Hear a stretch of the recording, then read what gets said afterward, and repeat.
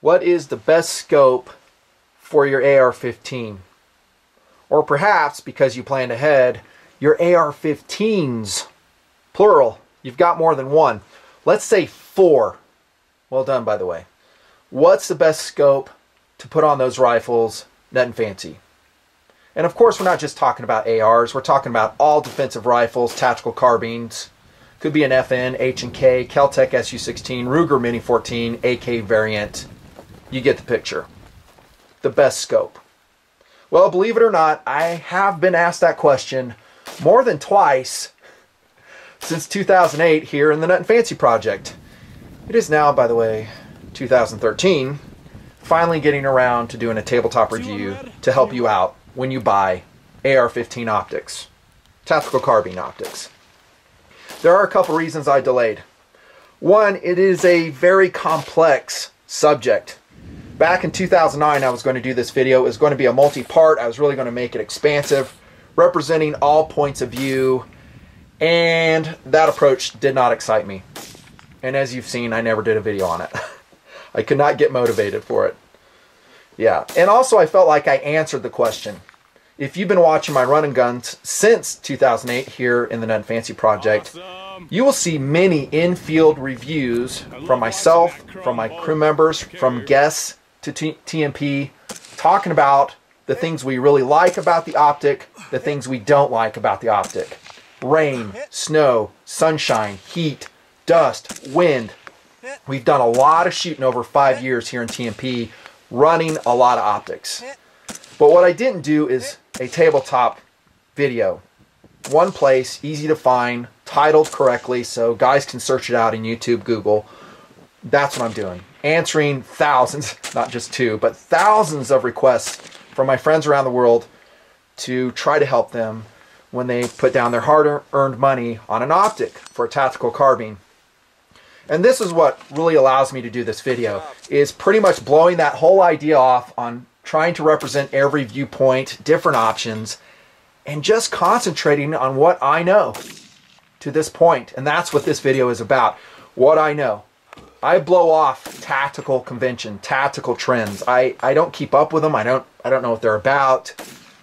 I just don't do it. I never have here in TMP. That's why guys come here sometimes for information. I'm completely separate from any of that groupthink, and sometimes that will really play when we talk about optics. Because for a long time, scopes really were not that popular on an AR-15. Heck, for all I know, it still may be that way. I don't know. Like I say, I don't keep up. I just use what works here in the Nutnfancy project. And there is a body of work now that I can draw upon. My own data, the data of my crew members, and that's what you're going to hear in this video. I'm going to focus on what I know. And I will have preferences, distinct preferences. And yes, I've said them in the field before. That is probably the first ground rule. Sometimes I throw those out to short circuit any misunderstanding in the video. Is I know what I like. I know what works for me. And that's what we're going to talk about. Also, along those lines, we need to define really hard what your philosophy of use is. So if I were to run into you in person, you go, hey, Nutnfancy, I need a scope for my AR-15, an optic. Let's just say an optic for my AR-15. I would spend a few minutes with you, like I'm going to do right now, of saying, what's your philosophy of use? What do you intend to do with your AR-15? In this case, an LWRC M6A2. Love this gun. Reviewed. What do you intend to do with it? First and foremost, you need to define the range of engagements. I think, honestly, most guys will be shooting inside of 100 yards with their ARs. If and when, heaven forbid, like I always say, you have to use that gun defensively. Perhaps offensively, depending on who you are, it's going to be inside 100 yards. Do you need a scope there? The answer is no, you don't. You can go with a reflex, red dot optic, EOTech, aim point, all sorts of other great optics out there, Vortex, Strike Fire. Go with one of those. But if you tell me, yes, I would like a capability to go beyond 100 yards, drawing again from my own experience here in TMP, my own shooting, seen other guys shoot here in TMP, and all those conditions I mentioned, I will recommend you go with a regular scope. And the upside on that, like I've demonstrated with some other vids, is you're really not that handicapped shorter range if you go with a scope. Not going to be super. Now some people will say that you are, that, oh, I've got a scope, now I'm no good for CQB. Well, you might be slowed down a little bit. And I'm not talking about a true one power scope. I'm talking, and this is where I'll focus, 2 power or above. That, yeah, within 25 yards, that may slow you down a little bit, but you gain a lot more capability at longer ranges.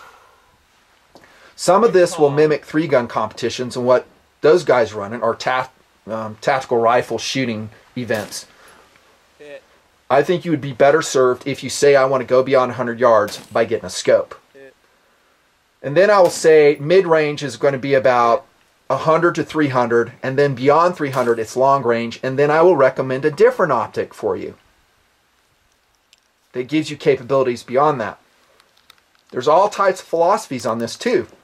I can't spend too much time on POU. It is a fascinating subject though. Some guys will say, hey, I'll run a 1 to 4 power out to 600 meters. Right. And there's guys that can do it. So some of it relates to my own eyes and what I can discern. So I would say close range, I would say 0 to 50 yards. Mid-range, let's call it 50 to 300. I changed that up a little bit. I did say 100 initially. And then long range would be 300 yards and beyond. Most of what I'm going to show you right now is concentrated in the mid-range category. Some can flex, as I've showed on camera with shooting events and stuff, to CQB, very close, without much handicap. So that's a ground rule. Define your philosophy of use. I'm also not an elitist when it comes to glass. I know a lot of people that are, and that is a ground rule. One of them is my buddy, Buckmasters. You've seen him on camera. That guy's an elitist when it comes to glass. I think he spent $3,000 on a scope one time. Now, we're getting back to that point where you have more than one rifle that needs glass. Do you have the luxury of putting a $1,500 scope on all 4 of those ARs that you've got, or whatever other rifle? Probably not. And the bigger question is, do you have to do that? The short answer is no. And when I get to cost here in a second and value, you'll see exactly what I'm talking about. I'm going to use these 2 rifles to demonstrate the point. So ground rule, not an elitist. I just go for what works. So we've defined a philosophy of use. And along the way, I really am not going to provide you a definitive answer. It's going to be what works for me. Your mileage may vary, like I've talked about. I'm going to jump right into it. We're going to go over cost, weight, overall length, build, quality, toughness, eye relief, field of view, brightness, clarity, reticle, adjustments. But I'm not going to go very deep into this stuff. Video will be too long, and honestly, I don't think guys really care to get into the technical nitty-gritty. I'm not doing that. I'm talking about parallax, exit pupil, and stuff, for instance, I covered in my binocular review. That is the Nikon Monarch back in 2008. And I could see from the comments, most guys just weren't getting into all the technical details I provided in that video. So I'm going to ease up. Ease up and give you stuff that's practical and useful.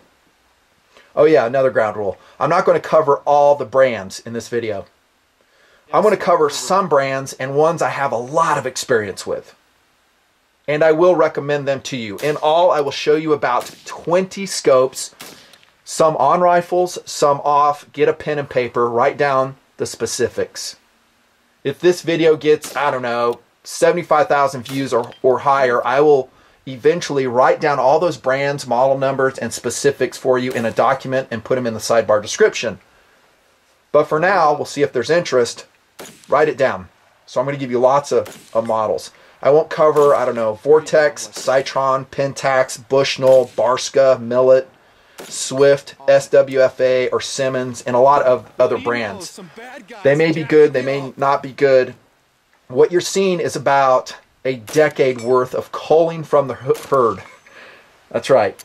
According to the specifications I'm going to talk about right now. First up, cost. How much money do you have to spend on optics? Do you have multiple guns? I told you we would come back to this point. It's critical. Well, yeah, Nutnfancy. I've got 4 ARs. Okay, let's go back to POU real quick. let's say you and I are in the gun store, we're spending some time together talking about this subject. I would say, do you want all 4 of those ARs set up the same way? I would recommend no. I would probably set up 2 for CQB, 1 for mid-range, 1 for long-range. You have friends, buddies, families. Each one can roll in and use those rifles in that specialty and train in that specialty. For instance, CQB, I would probably put a Neotech or an Aimpoint on it. They're fast. They're night capable. You can get NV capable ones. And I've talked about this on camera before. Do you need an optic at all? Should you just run irons? I love irons. They're light, they're simple, they're reliable, they don't take a battery, but they have some big downsides. And that is when things get dark. Or if you go beyond 100 yards, identifying something at dusk, dawn, when there's very little visual contrast, which we have seen shooting out here in the Nutnfancy project. We'll have guys shoot irons or zero magnification. They can't even make out the target. It is a disadvantage when it goes beyond, I don't know, 100 yards, depending on how good your eyes are. So back to your 4 ARs, set up 2 for CQB, 1 for mid-range, 1 for long-range. Back to the cost. How much money do you have to do all of that? You know, some guys, they're like, well, I'm only going to run Night Force. You know, US Optics, Leupold. All right, you're talking $6,000, dude. Do you have that money? No. Do you need that much money spent on your optics? Again, the answer is a definitive no. And here we go to the case study I have right before your eyes. The LWRC M6A2 is wearing a very awesome scope. This is a Leupold. I'm going to give you the model number. 2.5 to 8 by 36. It's illuminated, M2 dials, catalog number 67925, Mark IV MRT. Weighs 16 ounces, 13, I'm going to give you these specifics because some guys want to know, and I think it's important. 13.5 to 36 feet field of view, that is excellent. It has 3 to 3.7 worth of eye relief. That is excellent. 30 mil tubes, that gives you 90 MOA of adjustments. We'll talk about those adjustments here in a sec. $985 if you get it really cheap. More like $1,100. That's a really expensive scope, and it's really not that light, 16 ounces. Now on top is a Weaver, and this is going to be a touchstone of what I'm talking about. That is the Weaver 2.5 by 7 by 32. It is catalog number, remember this, 849399. I have a decade of shooting experience on these scopes. The Nutnfancy project owns about 12 of them. Cycling on and off guns. 10 ounces. Oh my gosh, that's nothing. 10.8 inches overall length. 3 to 3.5 inches, actually 3.3 to 3.6 inches of eye relief. 70 inches of adjustment. Has a dual X reticle. By the way, the one that Leupold has a TMR reticle, I think, in it. This scope right here, though, guys, $150. That's what I'm talking about. Weaver 849399 has a dual X standard reticle, non-ballistic. We'll talk about that. But we're talking about value right now. Look at the difference in value. So I could basically buy 8 to 9 of these for one of those. The question you got to ask is it worth it? Short answer, no. It's not. Unless you're made of money, and we could probably roll in a second kind of cool thing here. I just dig Leupold. I dig having a Night Force on top of my gun. Okay, second kind of cool. Throw that flag out. That's fine. As far as you being able to hit your target, let's say at 300 yards, both of those scopes are going to do the job. I know from experience. I've shot through both of them. I've shot through a lot of really nice glass. Leupold, US Optics, Night Force. I don't think I've shot through a Swarovski. Zeiss, though, I have. Trijicon. Great scopes. Very expensive. So I will say cost. Let's break it down as follows. Let's say low is $0. Someone gives you the scope to $100. Medium would be $100 to $400, and that's the category I think you should concentrate on. $100 to $400, and it'd be more like $200 to $400. You can get some really good glass for that. High would be, in my category, $400 or more. $400 or more. Like this one. We'll call it $1,100, this one. Cost, value. The good thing is we are not back in 1992 anymore. 1994. Optics have gotten so good. You are getting so much more for your money. I mean, heck, here's a Bushnell. I don't even know what this one is. I think we paid like $60 for it. Rings came on it. Actually, no, they didn't. I put those rings on there. Those are just some cheesy rings. But this is actually a pretty decent scope for the money. Does it match the quality levels of the medium value scopes? Medium cost? Probably not, but I am actually pretty shocked at how clear the picture is on that. Let's go to weight, overall length. For me, for an AR-15 optic, tactical carbine optic, over 20 ounces is unacceptable for CQB, that is close range to medium range. That is too darn heavy. If I go to long range, like on top of an SPR, which I have right here, we'll come back to this one, then I'm more willing to go with a heavier optic. Because I need more magnification, and with current technology, that's going to be a heavier scope. But you should be able to get even that, as you will see, under 20 ounces. That is huge with me. And that's another reason usually I will stay away from so-called high-end scopes. Except for Leupold. Leupold does it right. But you go to, I don't know, Night Force. Oftentimes, as far as weight goes, they do it wrong. Check out the Night Force 3.5 by 15 by 50. Now that's a long-range SPR or Sapper style of scope. NXS 30 ounces. Are you freaking kidding me? Wow, that is insane. I am looking for around 10 to 15 ounces on a medium range scope. Well, Nutnfancy, if you get one that light, it's not tough. Not true. Speaking from experience. That Weaver 2x7 or 2.5x7 I just showed you, that's been a really tough optic. Now, am I running in and out of a MRAP and just banging the crap out of it with an armored vehicle? No, that's not really the calling of a scope. If you're going to do that, you need to go with an armored optic like an EOTech or an Aimpoint, something that's built for that. Or yes, US Optics, Night Force, those are tough optics. Yeah, so then if it's going to really get thrashed on, in and out of armor or banging up concrete, you need to spend the money and go with a heavier scope. I understand that. But for 90% of people out there, what they're going to be doing, plenty tough enough. You don't need a heavy scope. Yeah. Now, Night Force gets some right. I'm going to talk about one here in a little bit. One of my favorite scopes. It's still a little bit heavier, but pretty decent. But more often than not, companies like them get it wrong in terms of weight because they're going for that bulletproof, tough, mil-spec stuff. For instance, a Night Force 1:4 by 20. That's a favorite optic, by the way, by a lot of people. The power range, true 1 power to 4. That's 17 ounces. I'm only getting 4 power out of that sucker with a 20mm objective, and it's 17 ounces. Are you insane? No way, dude. Now, when you talk about weight, you'll have to determine whether this is important to you. Illumination. Usually, with a mid-range optic, it's not massively important to me because of 2 reasons. Weight and cost. You might throw in a third in there, and that is complexity. Because as we've shot out in TMP, we have found that the battery dies, that you accidentally switched the optic on. When you need it most, it's not there for you.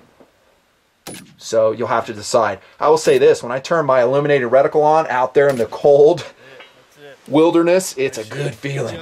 Oh, it's almost psychologically supportive that you see that thing glowing. I like it. That's stupid, I know, but sometimes it makes sense. And there are more and more models that are including illumination. They are reliable. I like it. It will add weight, cost, and complexity. Be advised. Also, do you need target turrets?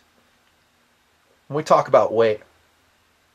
Well, if you look at that Mark IV scope right there in the LWRC, that has target turrets on it. Do I need those? Well, the calling of this particular carbine is mid-range, and the answer is no. It's a 5.56 caliber. I don't dick around with my turrets very much at 300. I'll usually just do a holdover. Usually, not always. You have seen us do some spins when we're really trying to get accurate, but Most of your shooting, remember, is going to be inside 100 yards, rarely beyond 200 or out to 300. You ain't going to be spinning turrets then at all. So the short answer is you don't need target turrets for medium, especially close range. Save your money, save the weight. Do you need a 30 mil tube? Short answer is no, you don't.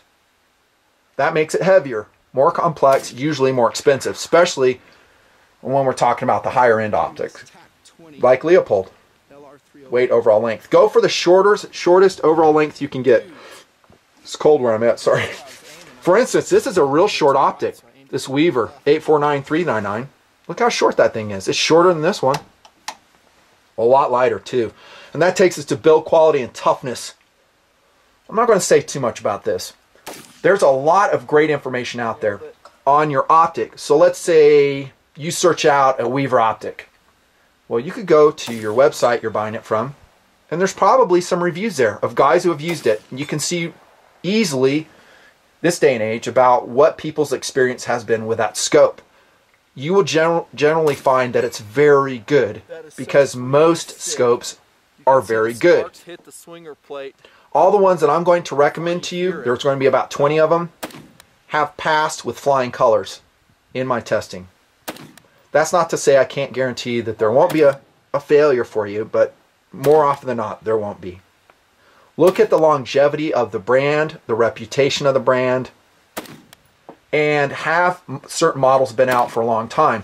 That Weaver 849399, this one right here, has been around forever. What does that tell you?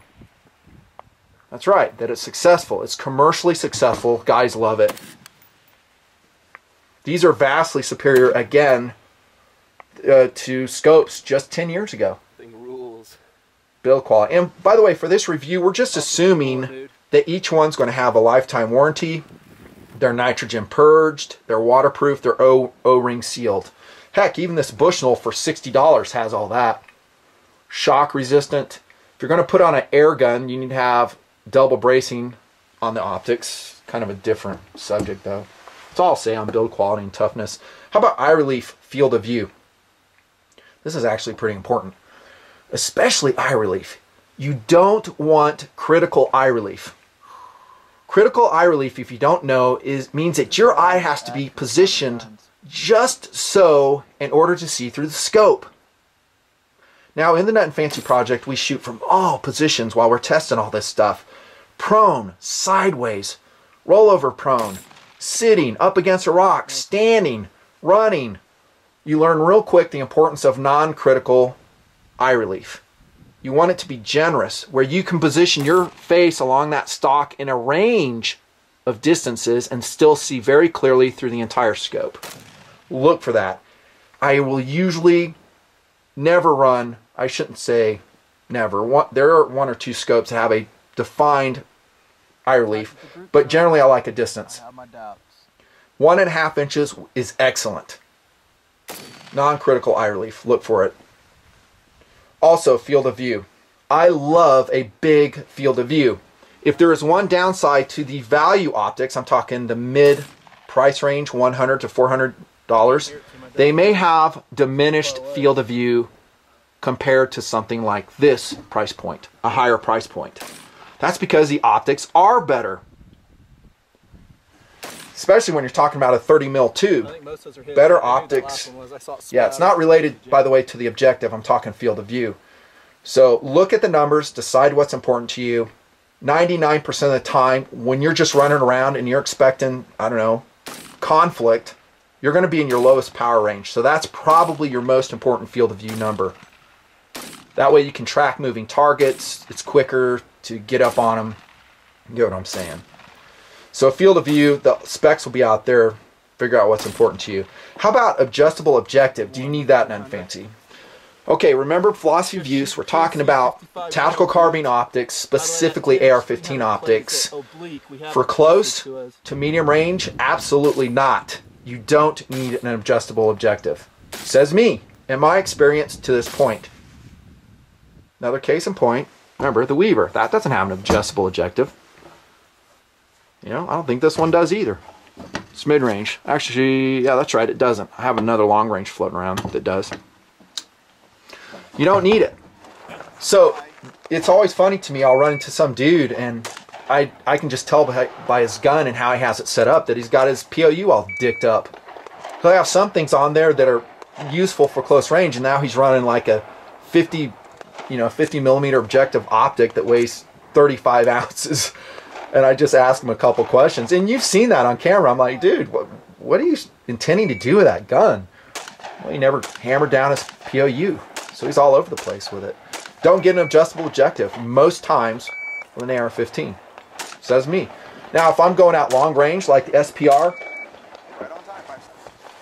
300 yards and beyond, just like you see on this gun, yeah, I'm going to go with an adjustable objective. This one is side adjustable. This is a Nikon Monarch, one of my recommended brands. Value scope. How about brightness and clarity? All right. This is what I know about brightness and clarity. If you're going to stain your glass a long time, like you're in the spotter role, spend the money for a good scope. That's a foot stomper. Did you hear it? That was a miss. If I'm a spotter and I'm in my scope for hours on end, you want to spend the money for a high-end scope, kind of like this Leupold. You will have less eye strain, and you'll be able to discern targets a lot better. Now, if you're going to be in the glass for just a couple seconds, couple minutes, like this scope is intended for, it don't matter so much, to a point. We want to get as much clarity, as many coatings as we can on our glass to get the best glass quality we can for our money. That's what I'm saying. I'm all for that. But there comes a point when we're paying way too much money for the very slight increase in clarity. You follow? So if I can get a 92% light transmission on my scope for an AR-15, I'm doing pretty good. So are you. I think the theoretical limit is 98%. And I'm not going to throw all those numbers out at you because I don't know what they are on the scopes I'm showing you. I like clarity. I like to be able to discern the target. I like huge field of view. But I also am really looking at cost and weight. And those are usually overriding factors for me. If you're going to be in the glass for freaking 60 seconds or less, do you need to go out and buy an $1,800 scope? No, you don't. How about objective sizes when you're talking about an AR-15 scope? This is important. Remember, we're focusing in this video on mid-range. I'm calling it 50 to 300 yards. You don't need to go bigger than 40 millimeter. In fact, 32 is fine, and some guys will say 20 millimeter is fine. I kind of disagree with that, with some exceptions, and that's because a lot of times I am shooting at night. A larger objective will allow you to have that light transmit to your eyeball. Some of the scopes we shot here completely without illuminated reticles even have functioned perfectly. And one of them I'm going to show you here in a little bit when I talk models before we wrap it up. 40 millimeter objective is fine. 30 is fine for what you're going to do. I would probably not go smaller than that if night shooting is important to you. Now you'll see the 3-gun guys running the 1 to 4 powers, and they are usually 20 millimeter objectives. Keep in mind they're shooting in daytime. Bright conditions. Works fine. If you get better lens coatings, better glass, like you will see with Leupold, US Optics, the higher end brands, those will do a better job because they have higher quality components. If you get a mid-value scope with a 20 millimeter objective, you will notice some dimness, especially if you come out of your lowest power. That's when you're really going to find out how good your scope is, by the way, in all models. So as I dial up to 8 power here and I notice it's just as clear, just as bright, welcome to the world of Leupold. Love Leupold. I get almost the same thing with this $150 Weaver. It's not bad. I mean, I can still say, you know, it degraded a little bit. Still useful. Now, when it gets really dark with this particular scope, I might have to dial back a little bit. Allow that light to get to me.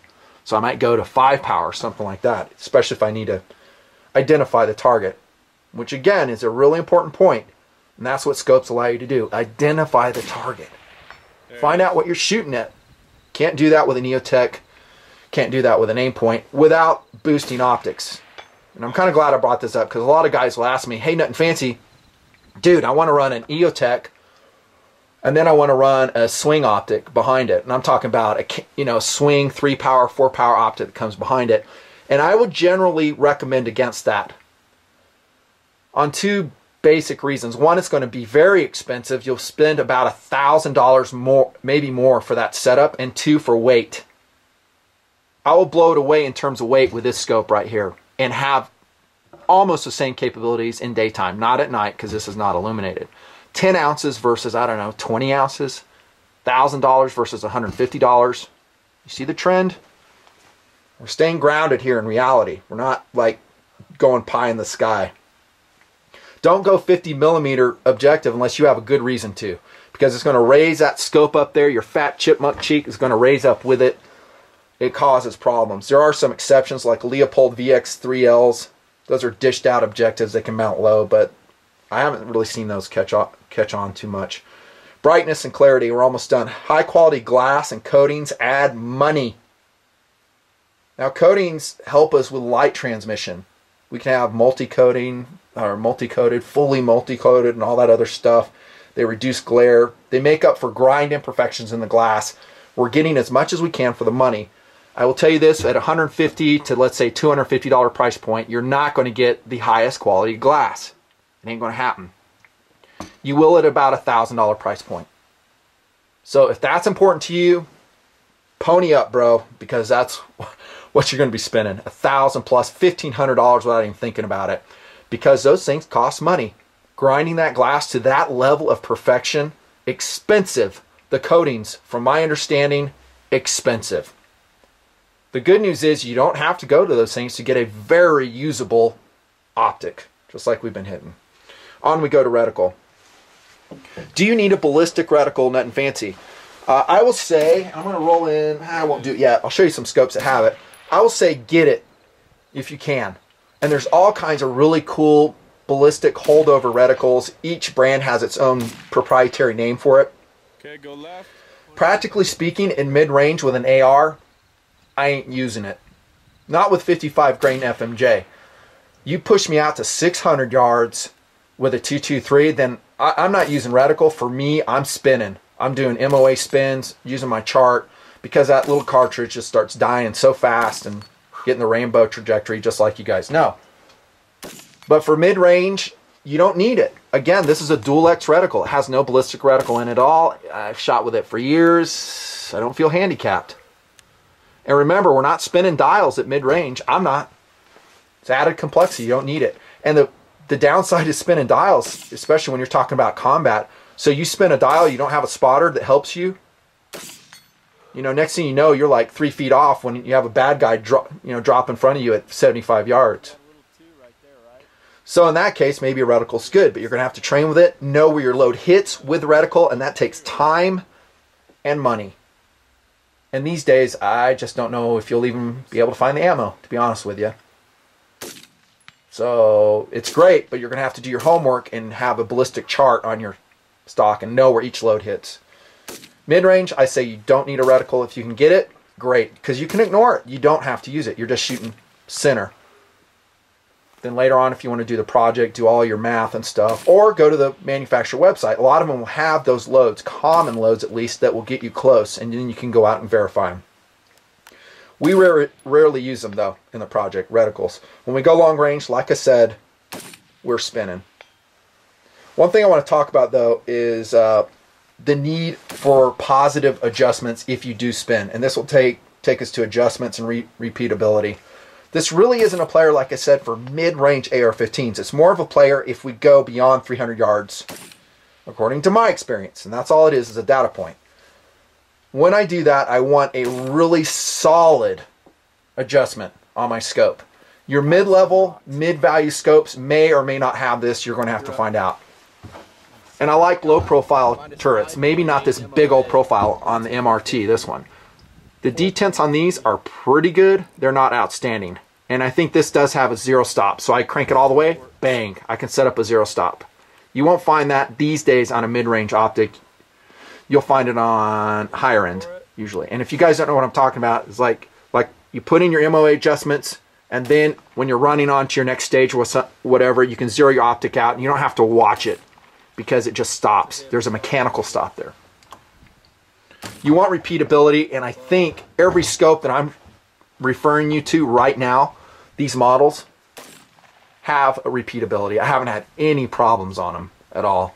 Let's take a look at these turrets on the Weaver 849-399. Remember, this is a mid-range, so I don't really need to adjust them. Okay, so there you go. That's what it looks like. Those are good turrets. You can't, you know, zero them out. I don't like that feature. But for this gun's calling, do I need to? No, I'm going to zero it at a certain range. If I need to go longer, I'm going to hold over. Done. I'm not going to dick around with it. I wouldn't put that optic or a dial like that. I'm talking adjustment dial like that on an SPR. I don't mind the low profileness, but I can't re-zero them. And I don't like that. Adjustments and repeatability.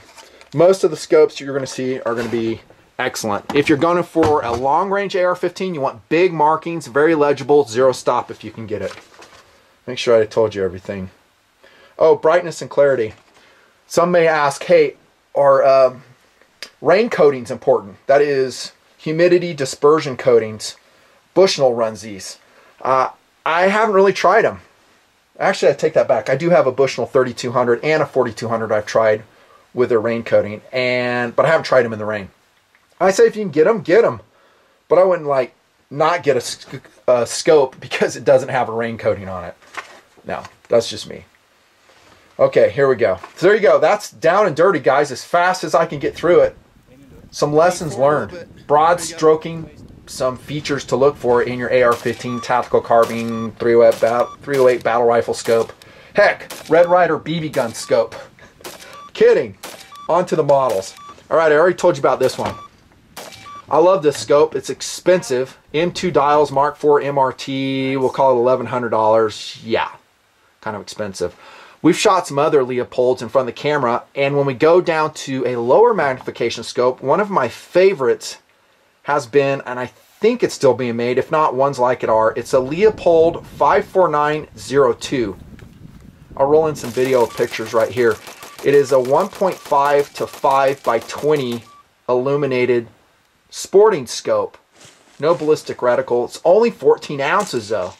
3.6 to 4.4 inches of eye relief, and at the time I bought it, way before TMP, it was $490.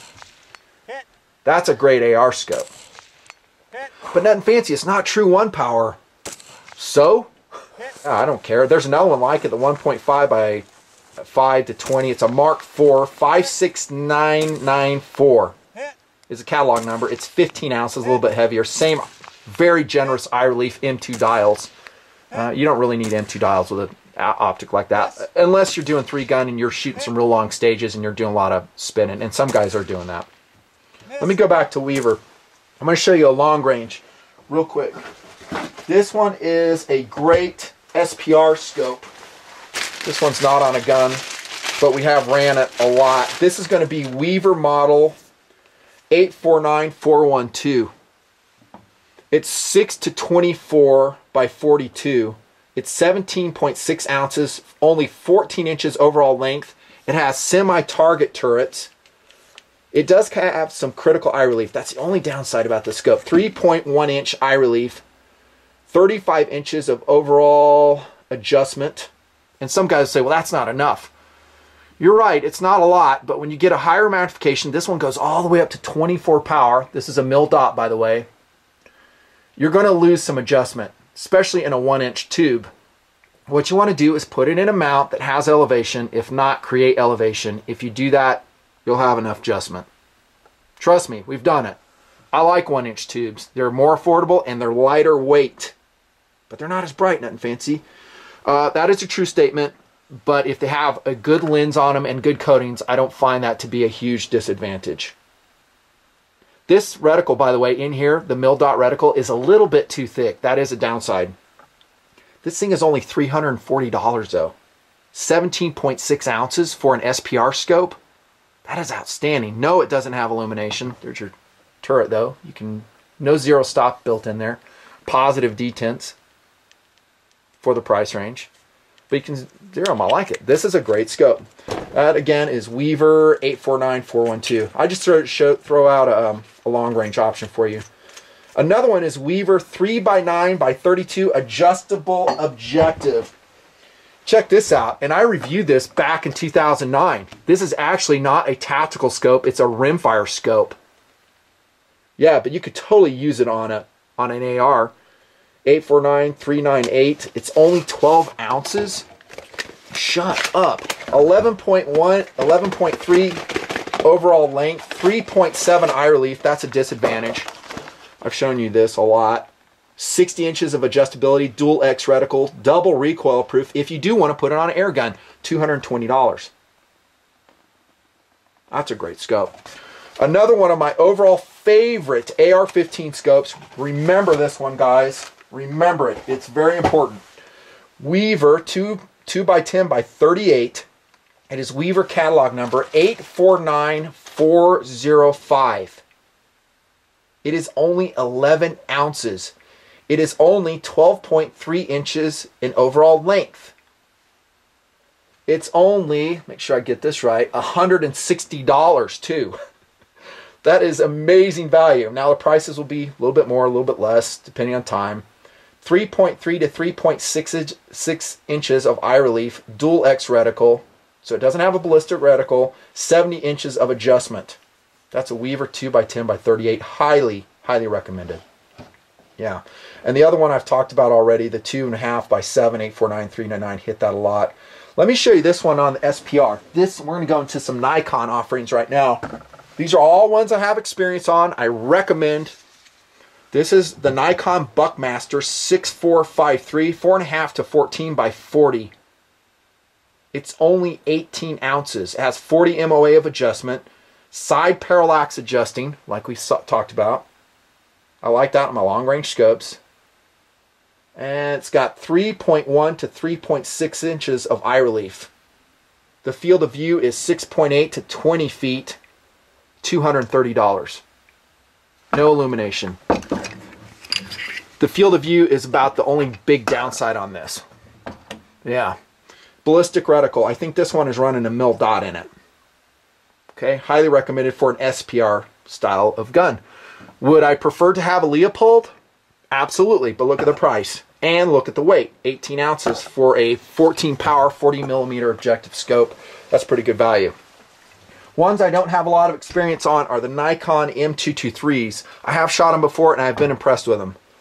For instance, the Nikon M223 2x8 by, I think it's 32 millimeter objective is call number 8486. It's 15 ounces, which I think is heavy for that particular range. Keep in mind, the Weaver I showed you at that same power range was 10 and a half to be exact.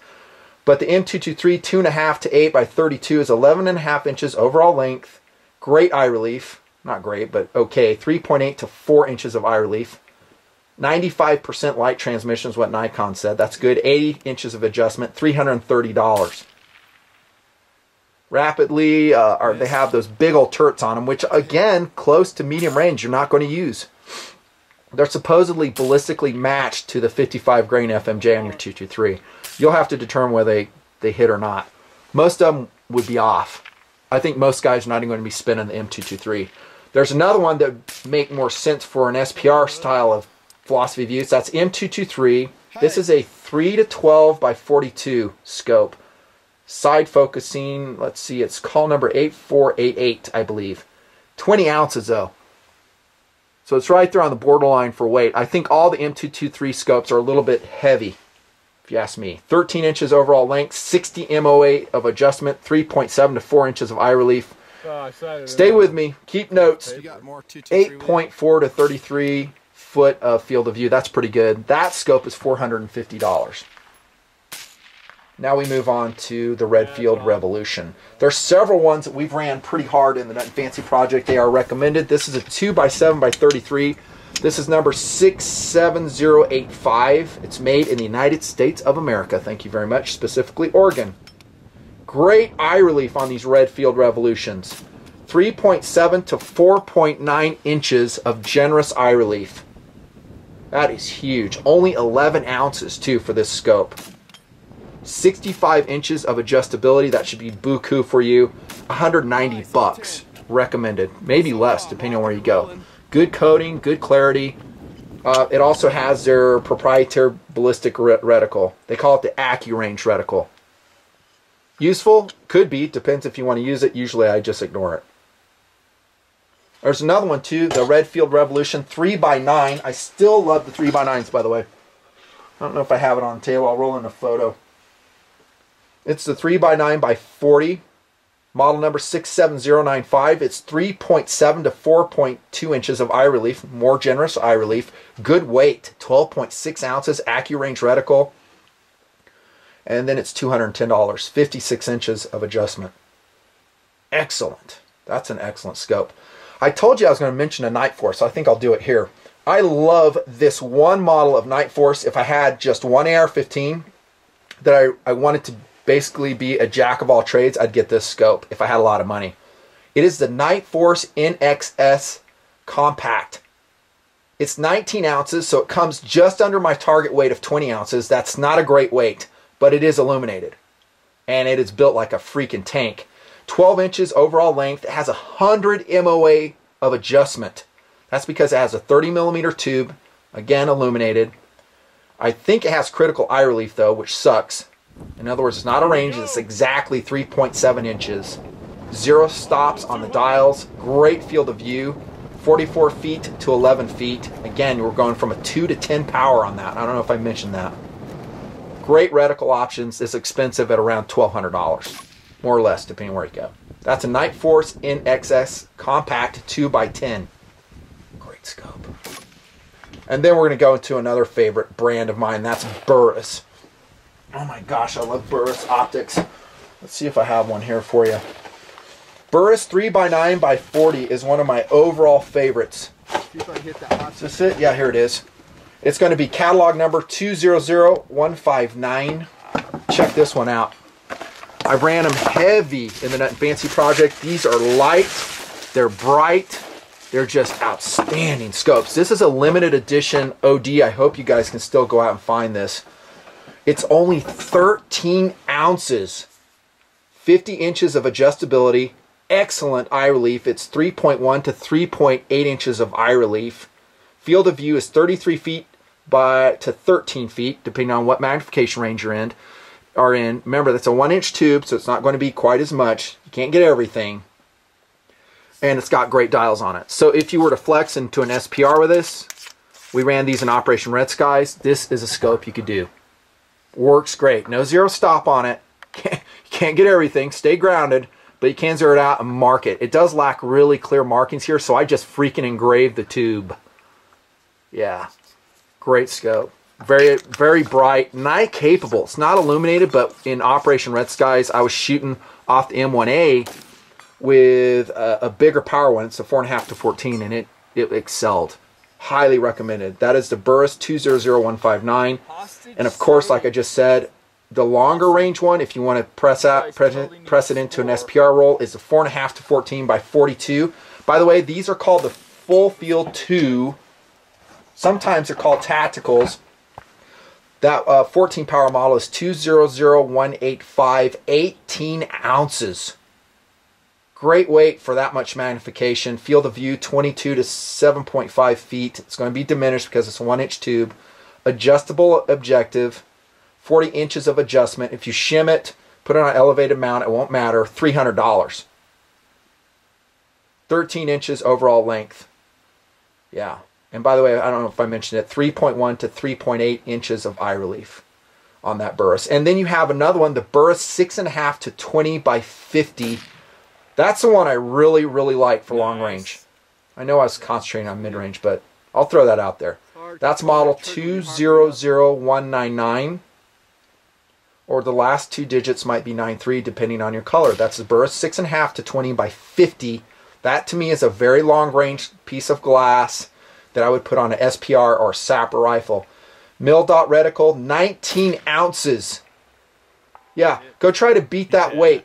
19 ounces, 20 power, 50 mil objective, super bright, super clear. I would estimate that has about a 95% light transmission on that Burris. Only 14.5 inches overall length, which is doable for that. Downside, 1-inch tube, 30 inches of adjustment. You're going to have to shim the scope. in order to get long range out of it. $400 for it though, for a 6.5 to 20 by 50. That is great value. Burris also makes their TAC 30s. Those are 30 mil tubes. There's a 3.5 to 10 by 40. They're great. I have ran them. You can get them with illuminated ballistic reticles. Awesome. 30 mil tubes again, 80 inches of adjustment. Great eye relief, 15 ounces, 13 inches overall length, just $360. That's a Burris 3.5 to 10 by 40 TAC 30.